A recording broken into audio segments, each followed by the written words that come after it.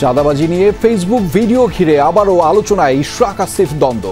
খোলাসা করার আহ্বান সালাউদ্দিন আহমেদের, রাজনৈতিক উদ্দেশ্যমূলক অভিযোগ উপদেষ্টার। 5 আগস্টের পরে তার সাথে আমার কখনো কথা বা দেখা হয়নি। এর সাথে ভাই আমার কোনো ধরনের সম্পৃক্ততা নাই। সরকারের কোনো উপদেষ্টা জড়িত আছে কিনা সেইটি একটি প্রশ্ন। জনগণের সামনে সেই প্রশ্নের উত্তরটা তুলে ধরা দরকার। সংসদ নির্বাচনের রোডম্যাপ ঘোষণা আগামী সপ্তাহে, জানালো ইসি।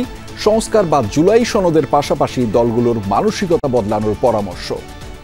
গুরুত্বপূর্ণ এইসব পরিবর্তনগুলো এটা যদি মনে না করে তাহলে কিছুই হবে না। নাগরিকরা সোচ্চার হইলে, সক্রিয় হইলে তাহলেই হবে। রূপরেখা তৈরি হয়ে গেছে, কিন্তু বাস্তবায়নের পথে অন্তরায় রয়ে গেছে। সরকার উৎখাত ও রাষ্ট্রবিরোধী ষড়যন্ত্রের প্রমাণ পেয়ে শেখ হাসিনা সহ 286 জনের বিরুদ্ধে সিআইডির চার্জশিট। জয়ের বিরুদ্ধে অবৈধ সম্পদ অর্জনের মামলা। অভিযানে লুট হওয়া পাথরের সামান্যই উদ্ধার। লুটেরাদের তালিকা করার নির্দেশ হাইকোর্টের।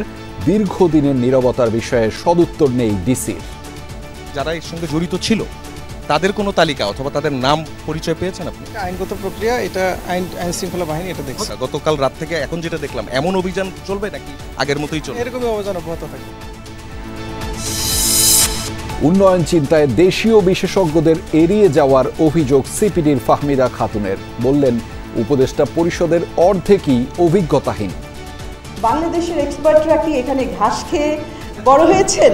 হাফ অফ দ্য অ্যাডভাইজার তারা কিন্তু এখানে কোনো ধরনের অভিজ্ঞতা নাই। মনে হচ্ছে যেন তারা এখানে ইন্টার্নশিপ করতে আছেন। বনানীর সীসাবারে ছুরিকাঘাতের যুবক খুন। ঘাতকরা পূর্ব পরিচিত, ধারণা পুলিশের। শেওড়াপাড়ায় পারিবারিক কলহের বলি স্ত্রী।